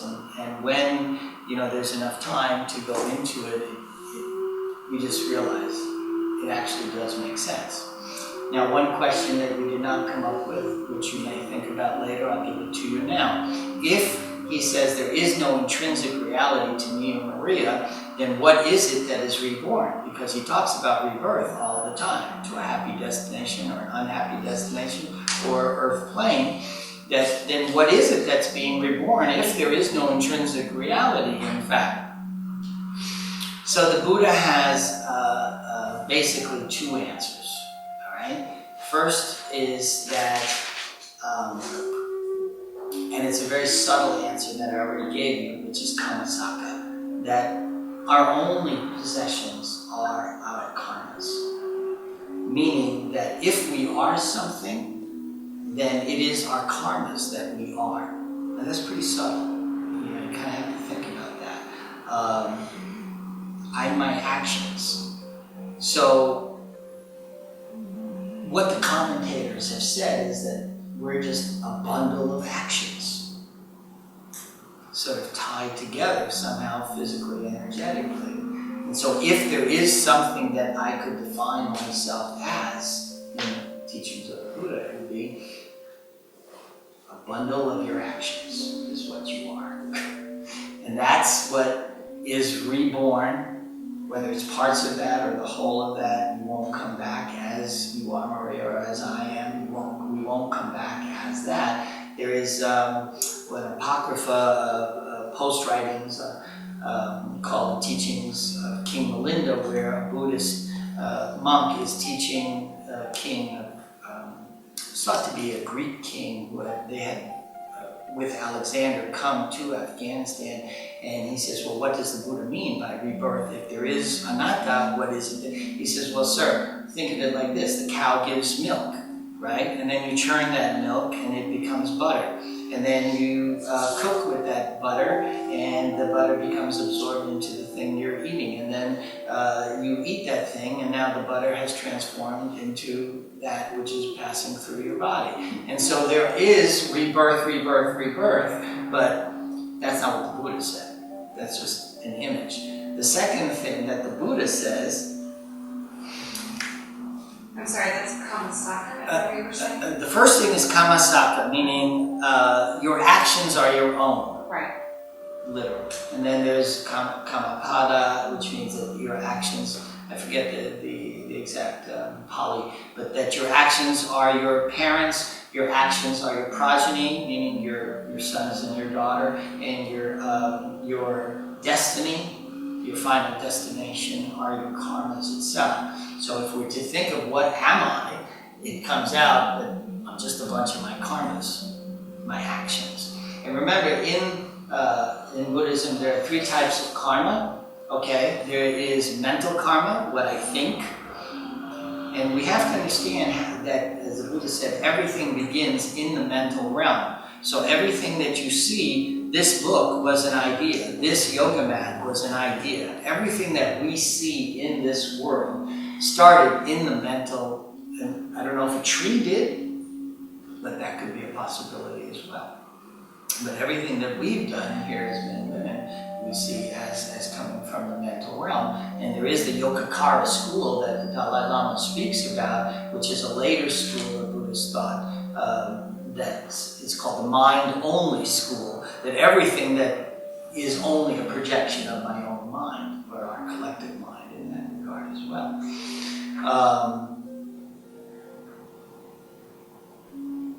And so the second thing that he says about rebirth is that's speculative. You were going to say the other two types of karma, the mental, and then so there's three I'm types. sorry, thank you. Mental karma, verbal karma, physical karma. Because karma means action, and there will be a reaction, either an immediate action or what's called, it means not immediate action, reaction. Okay, so for every action there will be mechanistically a time when that action will fully manifest as a reaction. It may happen immediately. Asynchronous is what there's synchronous and asynchronous karmas as they occur, but those are the three types of karmas that we have, okay? Mental, physical, verbal karmas. And the second thing that he says about rebirth is he says that's speculative, and there are these speculative questions. Is the earth, is the world eternal? Is it not eternal? Is it both eternal and not eternal? Is it neither eternal nor not eternal? Is the world infinite? Is it not infinite? Is it both infinite and non-infinite, nor neither infinite nor not infinite? Does the Tathagata live after death? Does he not live? Does he both live? And these are speculative questions. Is the soul and the body the same? Are they different? Are they both the same and not the same? Or neither the same or not the same? So asking these questions is like this. Let me give you a simile, he says, because a wise man will learn from a simile. And so imagine, if you will, that a man is shot with a poisoned arrow by another man. And that man falls down in the street of the town, and the townspeople rush up to him and they say, good sir, don't move. We've just called a physician. We will try to save your life. He says, we're going to call a physician, but don't move. And he says, wait, before you call a physician, let me ask you, the man that shot me, did he have a beard or did he not have a beard? And the bow that he used, was it a wooden bow or an iron bow? And the arrow that he used, did it have a feather or did it not have a feather? That man would be asking speculative questions when in fact he was dying. And so what is it that's being reborn, where is it that you're going or you're not going, will not help you to come out of suffering today. This is all speculative talk. So what I came here to talk to you about was the origin of suffering, cessation of suffering, path to the cessation of suffering. So he does really not give an answer to that difficult question, what is it that is being reborn? Because he says it's not useful to you anyway. What good is that to you to stop, you from killing things, or to stop you from stealing things, or to stop you from acting in immoral ways, or to develop your concentrated powers, whether you know that where you're going after birth or not after birth? How does that help you really? So what is the third, as we're moving closer to 3, what is the third, which is the cessation of suffering, is that there will be no more attachment to, no more desires to these attachments, okay? If you want to come out of suffering, that's what you will have to do. You will no longer crave the Ferrari, nor be upset by the Prius, okay? You will no desire and aversion. You will no longer be in that state of desire and aversion for all the things, people you love, people you don't love, getting what you want, not getting what you do want, etc. So you will come out of suffering that way. But what is the path to the cessation of suffering? And this is where we get into the meat of the matter, but it's a little late, but I have to get to you with this, because there are 8 steps to the path, when we call it the path, okay? And they're divided unequally into 3 parts. It is wisdom, morality, and concentration. And in Pali, wisdom is called panya, and the morality is silas. And this is where it's different than the yoga, is that the concentration aspects are called samadhi. Okay? But samadhi does include jhana, so I will discuss that with you in a second. So the first 2 are right thought, or right intention, as it's called. That means intention to renounce attachments, to renounce soul belief, to renounce suffering itself, to renounce violence, to renounce ill will. So that is right thought. And then there is right, what's called right intention. I'm sorry, I just mixed that up.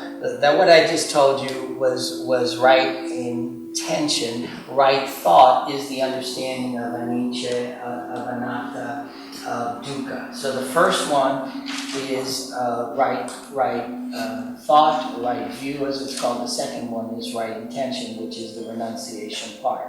Hope I didn't confuse you. Okay, just switch what I said.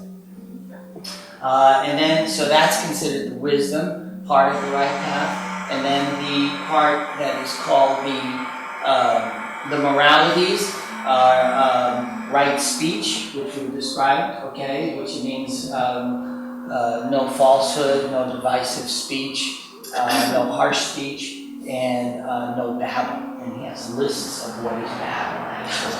I mean, lists, like don't talk about the music you went to, don't talk about politicians, don't talk about the weather, don't talk about the kings, don't talk about your family, don't talk about, it's like all this stuff that we talk about, they had circus, they had, music, they had dance, they had weather, they had everything, and politics and wars. So he says, maintain noble silence. If you're not talking about the Dhamma itself, maintain noble silence, don't babble. So that's right speech. Right action, again, we define the 3 actions so that you will follow the 5 precepts, meaning abstaining from killing, abstaining from taking. So that's right action. And it's interesting, he talks about eating animals, in fact, because Buddhists are mostly vegetarian.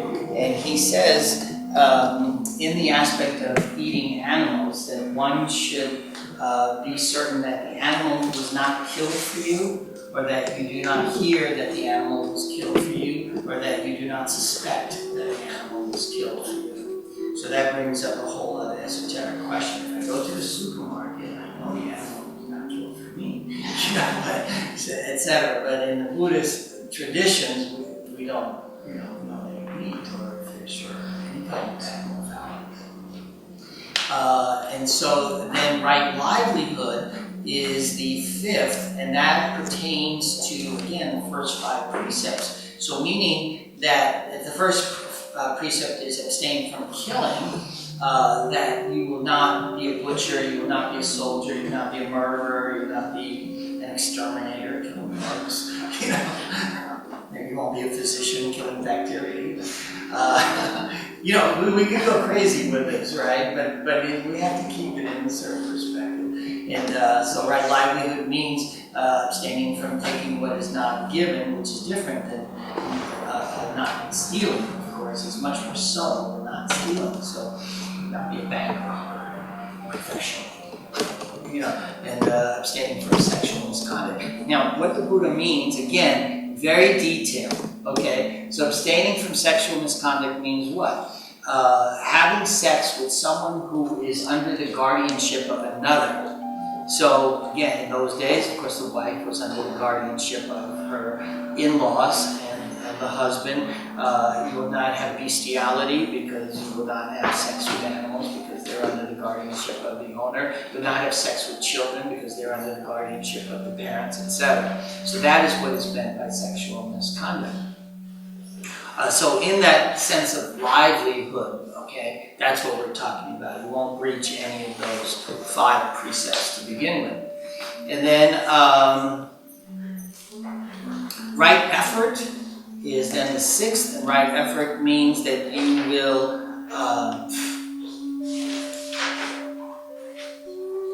will not allow unarisen, unwholesome actions to arise. You will not allow unwholesome, unarisen actions to arise. Those unwholesome, unarisen actions that have arisen, you will abandon. And wholesome, unarisen actions that have not yet arisen, you will encourage. And wholesome actions that have arisen, you will maintain. And wholesome, of course, has to be defined by the Buddha. The akusalas, the unwholesome, are greed, ill will, and delusion. Okay? So those are the unwholesome. Greed, so the opposite of greed is generosity. That's the wholesome action. Unwholesome is greed, which again is extreme desire. Greed is extreme.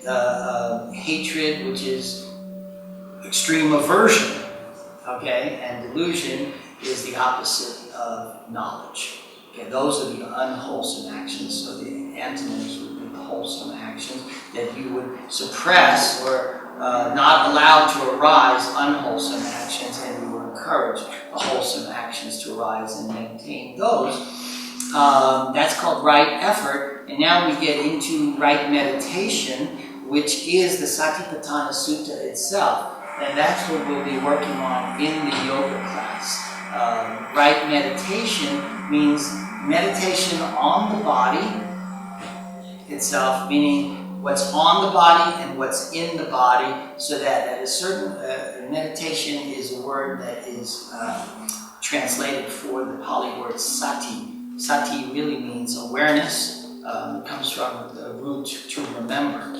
So it's really meditation, and this is an important aspect in the Buddha's teaching, is really awareness.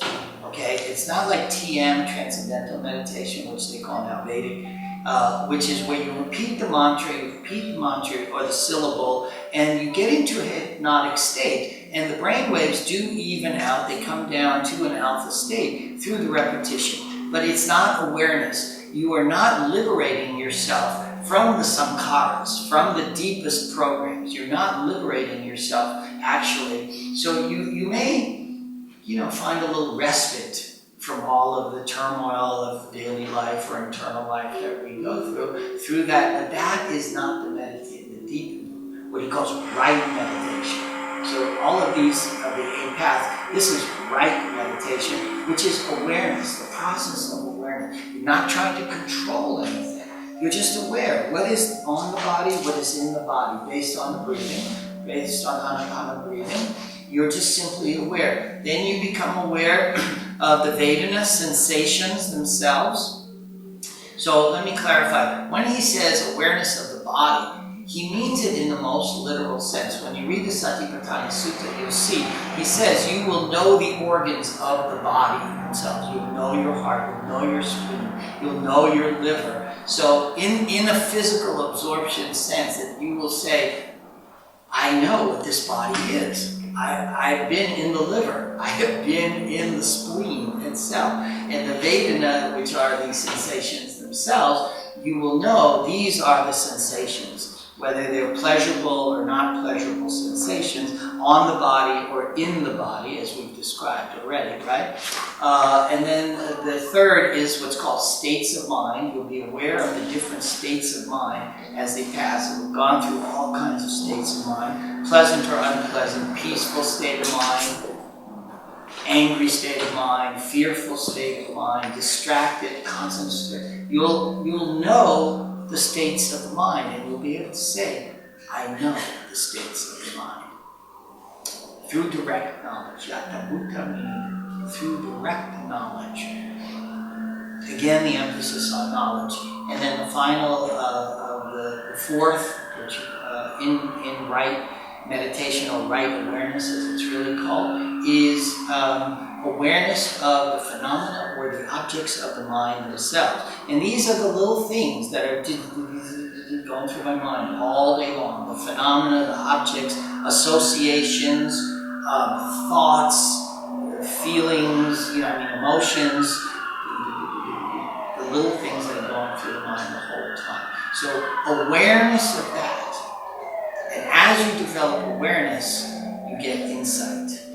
Vipassana. You get, from sati comes vipassana, meaning insight. From the insight, you gain release. I know these programs now. I know why I'm doing these things now. This unwholesome behavior of mine. This is real meditation, meaning real awareness. Not trying to control anything, as these yogis are trying to do. Purify the body-mind for the purpose of union. This is the real thing. This is no shuffling it off on Atman and saying it's Atman, it's Brahman, then made you do this, God made you do this. This is the way I was born. This is my culture. No, you have to, through serious intention, effort, come out of the suffering through the knowledge based on, this is the 7th step, awareness, and then we go into the final step, which is samadhi itself. And samadhi, in the terms of the Buddha, means concentration. And I'm sorry to tell you, but there are 8 concentrations. Okay? So the first is sustained and applied thought. And we've all been able to do this from time to time, where we're so concentrated on something, whatever it is, that guy, I wish he would not do that, blah, blah, blah. You know, whatever it is that we're, so concentrated on. But now you develop a certain, what he calls joy, actually, from applied thought, from this ability, this concentrative ability that, I'm concentrating on my breath. Whatever that concentration is in the first, but then you release that and you come to a second concentration, which is concentration on either on an object, and he describes 40 what he calls kasunas, objects of concentration, and this does go back to the yogic practice of concentration. So you can concentrate on a candle, you can concentrate on breath, concentrate on your space between the eyebrows, concentrate on the navel. Those are concentrative tools that one can use. But once you get into a state of concentration on that, where your mind is so fixed, there's no, chitta vritti nirodha, there's no more movement of the mind, this fixation happens, you release that. See, that's the first paragraph. He says, Patanjali, that's the goal of yoga.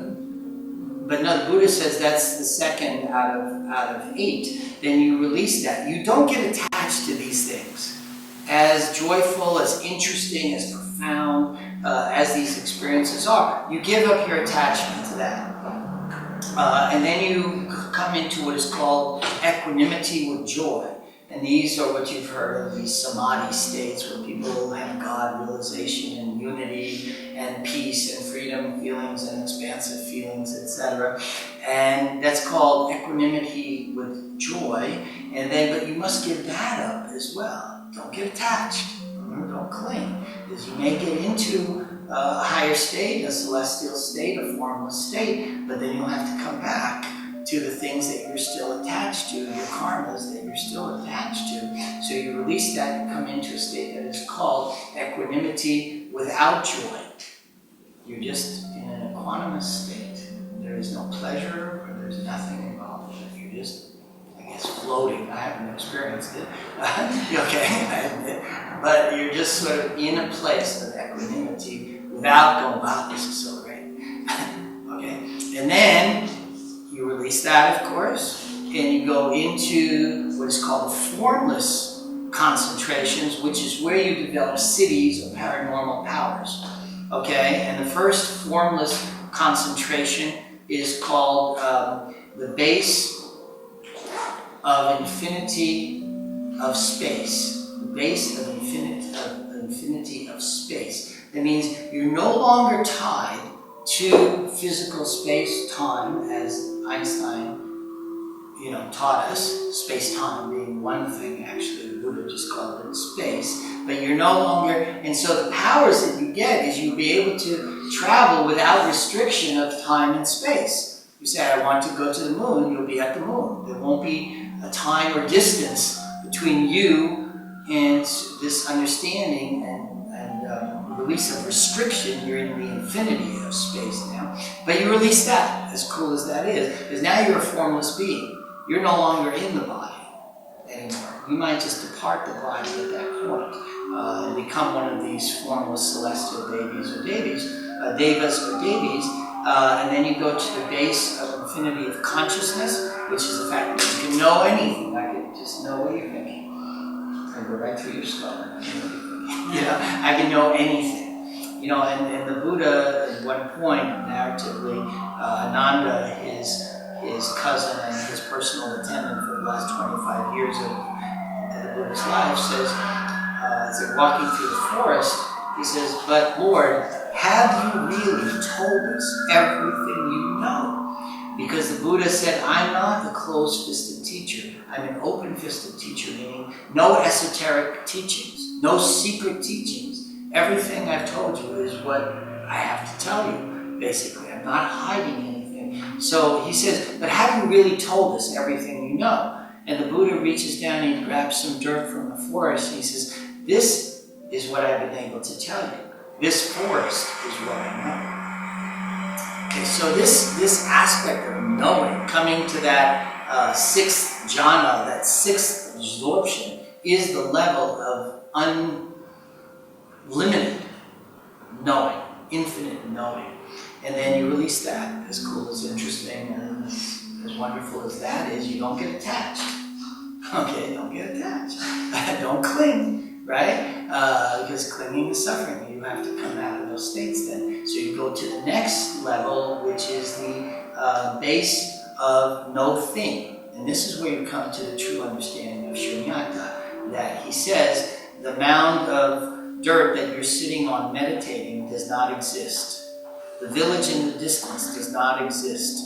The country that we're in does not exist. The earth that we're on does not exist. So you're releasing all intrinsic reality now. You're coming into the understanding of no thingness, no thingness. And then you release that. You're not attached to that, as interesting as that is. And you go to the 8th and final stage before you go into nirvana itself, which is the base of neither perception nor non-perception. The base of neither perception nor non-perception means that there is, at that time, a very subtle knower, a perceiver, and a very subtle thing that is being perceived. There's still an attachment, there's still a so-called self that is the perceiver, and there is still a perception of things. And then once you release that, you're releasing everything you own now. Then you transition into the deathless state, into the conditionless state. And what happens from there, nobody knows. At least I don't know. Some people, I guess, like the Buddha, come back and teach about it. Some people keep going. So there is one narrative where the Buddha and the monks hear that one of the monks who was in seclusion meditating has died, and they go to this remote mountain where he was meditating, and they're looking in the cave where he was meditating, and they don't find him, and they're looking all around, and they don't find his body, they find nothing. And then the Buddha points up to the sky, and he says, you see that black wisp of smoke up there in the sky? And he says, that's Mara, that's death. Death itself is looking for this monk. Because the monk has expired into nothingness, into no thingness. There is nothing for anyone to attach to. Not death, not the monk, and that's true liberation. Because death has no hold. He's looking for the monk, can't even find him. And so the word nirvana actually, which is, the final state, the conditional state, actually has an interesting meaning. It means not to blow. And what it means is not to blow on the embers of desire, okay? So one comes into a very cool state where there is no more the heat of desire anymore.